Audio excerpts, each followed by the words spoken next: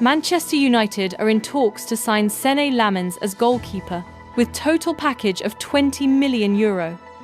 Lammens has agreed to join United as talks with Royal Antwerp are underway. Arsenal and Crystal Palace just signed all the documents for the Eze deal. The deal between Arsenal and Crystal Palace is €67 million total package. Eze is undergoing his medical in London this morning, as the next step will be signature on his contract very soon. Manchester United is reportedly interested in Eduardo Camavinga. Real Madrid is said to be open to letting him go this summer for €80 million. And Manchester United are ready to make their move. Manchester United want to spend €120 million for Carlos Baleba, but not as much as Brighton are demanding. The Seagulls have reportedly set an asking price of €150 million for the Cameroonian midfielder.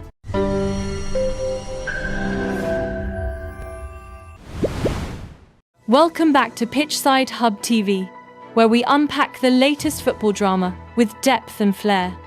Today, it's about Manchester United's summer mission, their pursuit of Brighton's rising star, Carlos Baleba.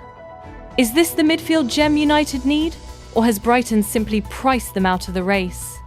Grab your seat as we unravel what happened, what's happening, and what comes next. From the moment he burst onto the Premier League stage, Carlos Baleba captured attention. A powerful box-to-box midfielder with a blend of tenacious tackling, slick passing, and work rate that belies his age.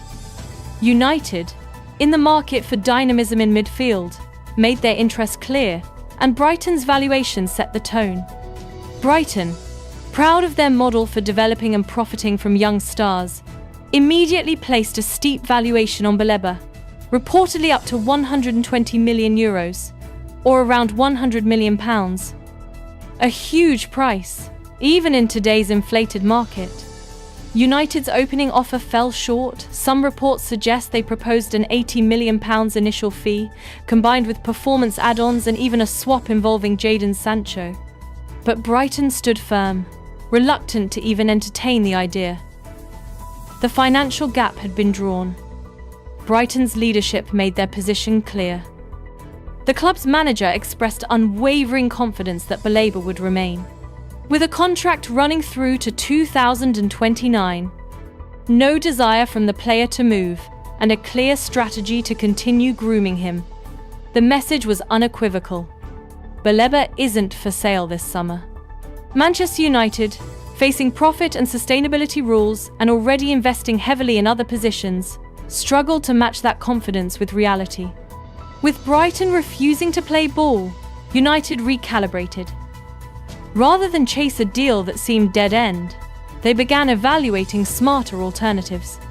One name rising on the radar, Adam Wharton from Crystal Palace, proven, dynamic, and far more budget-friendly. Meanwhile, United continued their summer overhaul. Forwards, like Benjamin Sesko, Matheus Cunha, and Bryan Mbeumo were already brought in. Now it was time to shore up midfield with or without Baleba. Complications beneath the surface. Yet, even if a breakthrough emerged, deeper complications lay beneath Brighton's surface. A sell-on clause in Baleba's contract means that Lille would receive 15% of any future transfer, further inflating the cost and making a deal even tougher for United to justify. So not only would United be paying a huge sum to Brighton, they'd also be indirectly subsidising their former club. No wonder the club paused pursuit and turned focus elsewhere. As United stepped back, other clubs circled. Manchester City reportedly expressed interest, but speculations like that never turned into real traction.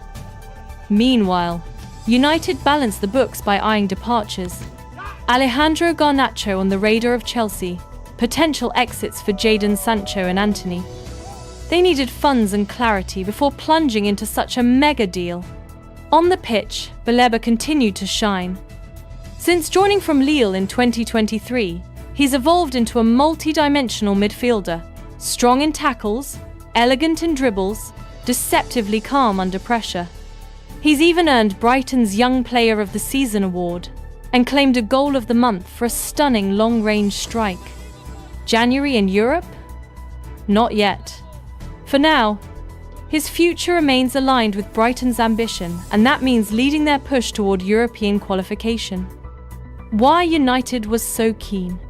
Let's be clear, United's interest wasn't based on hype. They saw in Baleba what many do, a modern midfielder with engine, technical ability, and defensive awareness. Under a new manager rebuilding a system, he could have been the cornerstone of a renewed midfield identity. That's why United pursued him hard. But in modern football, even the best fits can be blocked not by logic, but by economics and timing. So where do things stand now? Baleba remains at Brighton for this season at least, and will likely feature prominently in their push for Europe. United, savvy and facing financial limits, will focus on alternatives like Wharton and others who fit Amorim's system. Next summer, if Brighton's stance changes or United frees up funds, the conversation could reignite, but only if value can be found. A story of ambition, stubborn valuations, and financial chess, with United learning to adjust. Will Baleba one day become Old Trafford's midfield linchpin? Perhaps, but for now, he remains Brighton's star and United's almost. If you enjoyed this deep dive, don't forget to subscribe to Pitchside Hub TV. Hit that like button and drop your thoughts below. Should United have paid? Or wait it out for better timing? Until next time, stay football obsessed.